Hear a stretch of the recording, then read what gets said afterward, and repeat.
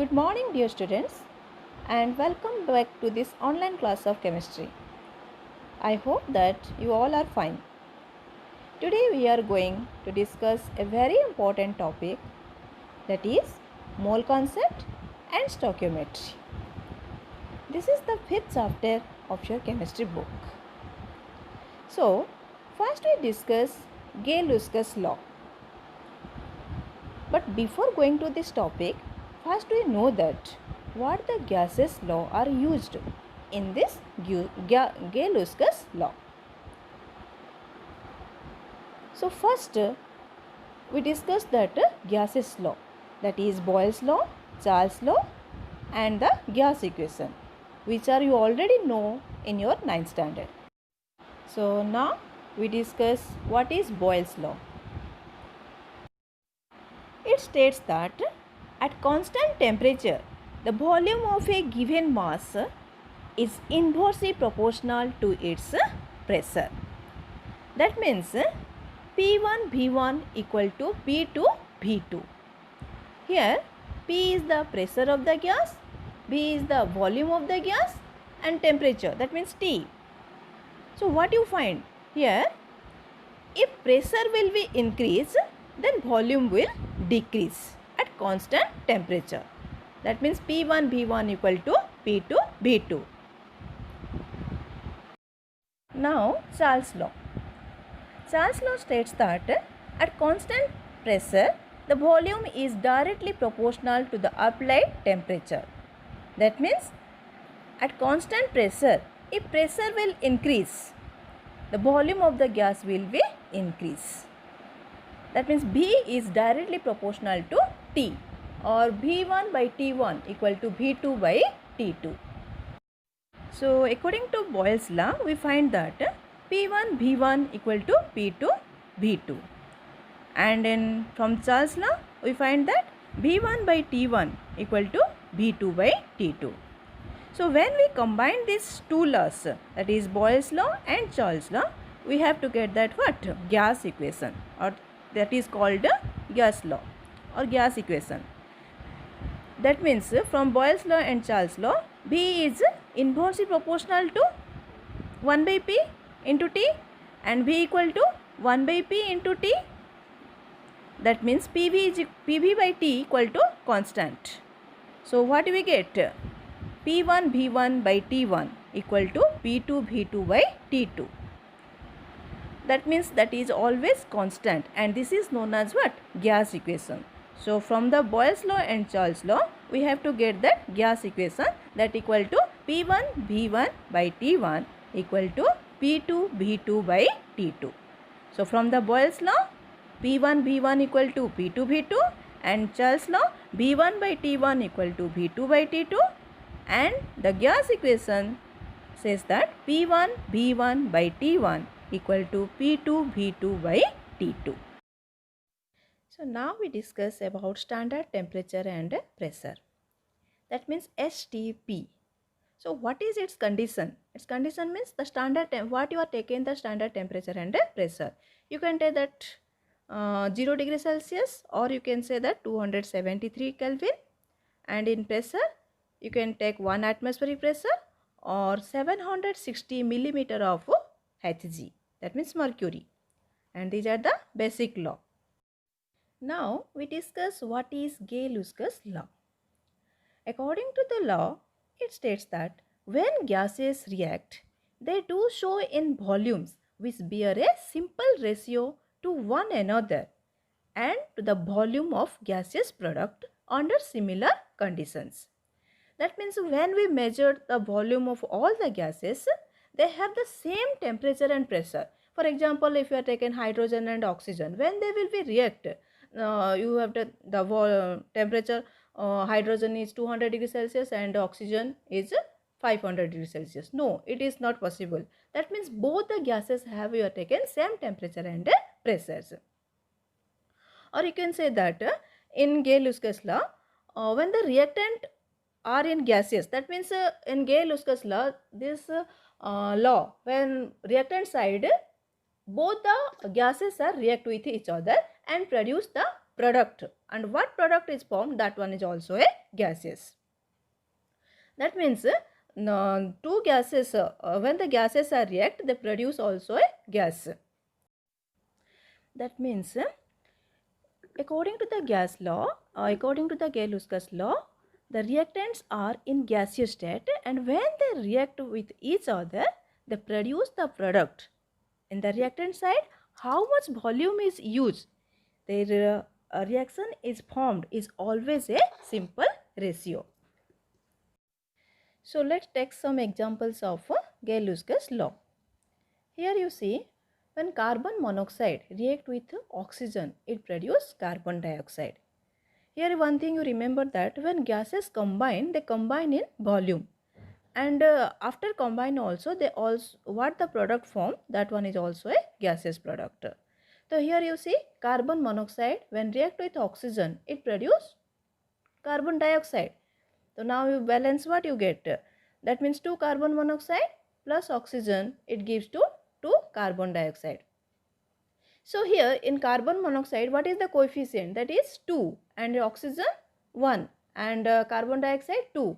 So what is the ratio you have to get? Now 1 volume of carbon monoxide, 2 volume of carbon dioxide monoxide when react with oxygen, it produce 2 volume of carbon dioxide. So what is the ratio? 2:1:2. Like this, you have to take another example. N2 plus 3H2, it gives to 2NH3. That means it is Haber's process. So when N2, that is nitrogen, react with hydrogen, it produces ammonia. So here also see, what is the coefficient of nitrogen? 1, and hydrogen is 3, and ammonia is 2. So what is the simple ratio you have to get now? 1:3:2. And like this, when hydrogen react with chlorine, it produces hydrogen chloride. That means when hydrogen react with chlorine, it produces hydrogen chloride. Here the coefficient of hydrogen is 1, chlorine also 1. And what is the coefficient of hydrogen chloride? That is 2. So the volume is 1 volume of hydrogen when react with 1 volume of chlorine, it produces 2 volume of hydrogen chloride. That means what is the ratio? 1:1:2. So this is the Gay-Lussac law of combining volume. And here one thing you remember, that Gay-Lussac law valid only for the gases, not for the solid and liquid. So the numerical base on this Gay-Lussac law are very important. So now we discuss some numerical base in this law. So now take an example. What volume of oxygen would be required to burn completely 400 milliliter of acetylene, that is C2H2, and also calculate the volume of carbon dioxide formed? That means here what you have asked, that is how much volume of oxygen you required to burn completely, how much, 400 milliliter of acetylene, and how much of volume of carbon dioxide formed. So see, let's the solution. See here, first you write the equation. In this question, from the question you write the equation. You always balance equation, always you write. That means here you see C2H2 plus oxygen, it gives to carbon dioxide plus water. So when you balance, you will get 2C2H2 plus 5O2, it gives to 4 carbon dioxide plus 2 water. So what is the coefficient? And you will get that ratio. That means 2 volume of acetylene when react with 5 volume of oxygen, it produces 4 volume of carbon dioxide. And already I told you in Gay-Lussac law, it is not valid for liquid. That means water. Water you have taken that what? Liquid state. So the value is 0 now. So don't take this one. So what is the ratio you have to get? That is 2:5:4.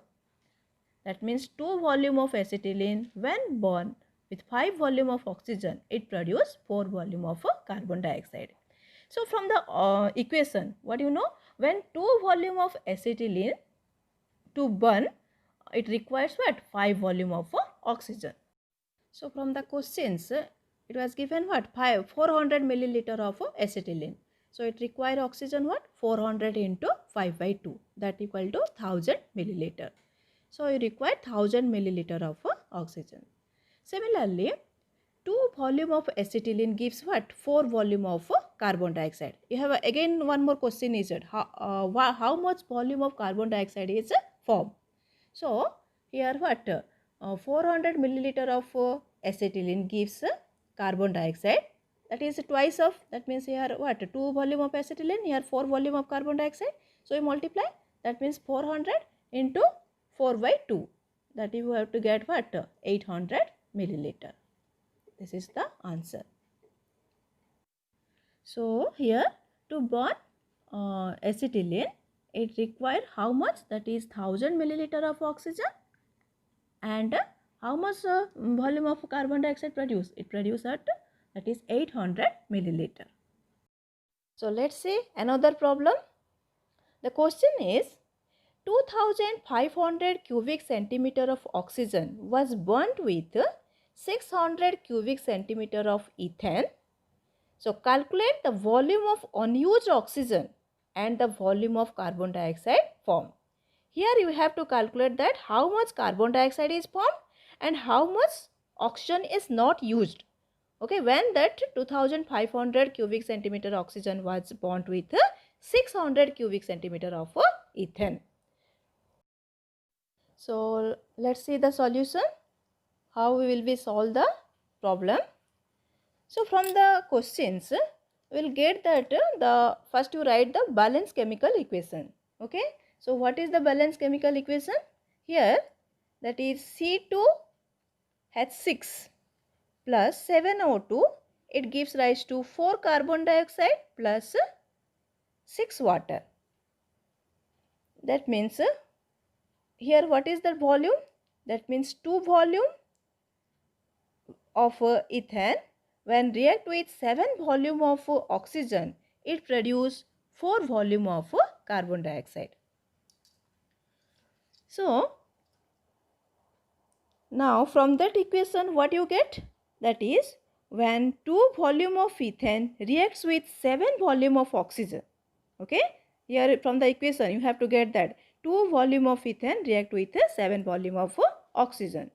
So that when 600 cubic centimeter of ethane reacts with what you will get? 600 into 7 by 2, that equal to you have to get what? 2100 cubic centimeter.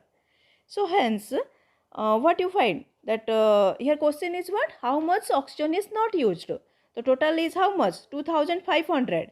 Okay. So here you will get that what? Oxygen is used 7 volume, that is 2100. So you subtract it, you will get that what? 400 cubic centimeter. That means unused oxygen is 400 cubic centimeter. So now you have next question is what? That is how much volume of carbon dioxide is formed.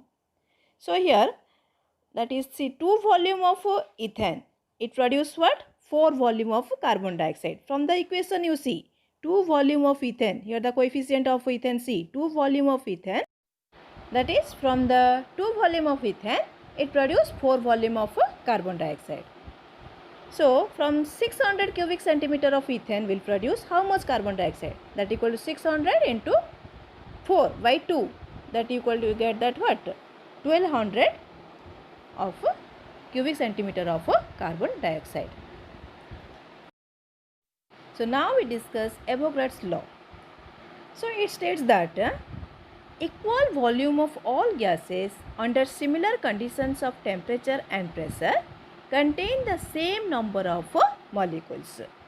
For example, see if you will taken that that means if you are taken 1 liter of hydrogen contain the same number of molecules as present in 1 liter of oxygen or in 1 liter of chlorine or of any other gases, provided the volumes of all gases are measured in the same temperature and pressure. That means if you are contain 3 equal volume of gases, you are taken hydrogen, oxygen, nitrogen, then they have that same number of molecules at same temperature and pressure. So now atomicity. Already you know that about atomicity. Atomicity means what? The number of atoms in a molecules of an element is called its atomicity. Already you know from the lower classes, already you know what is atomicity.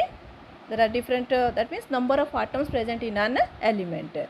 So monoatomic means what? Monoatomic means the molecule is compared only one atom. So that means the element which contain only one atom. All the rare gases, that is inert gases, they are known as what? Monoatomic. That is helium, neon, argon, all are what? Monoatomic. Like this diatomic means they contains two number of atoms. For example, hydrogen, chlorine, nitrogen, etc. And what do you mean by triatomic? Triatomic means they are composed of what? Three atoms. For example, ozone, that is O3, ozone gas, O3. And tetra means they contains four number of atoms, that is phosphorus, P4. And octaatomic means the molecule which is contains 8 similar atoms. Okay, that example is sulfur, S8. So these are that atomicity. Atomicity means the number of atoms present in a molecule. So in this chapter the numericals are more important. So practice in your notebook. Thank you.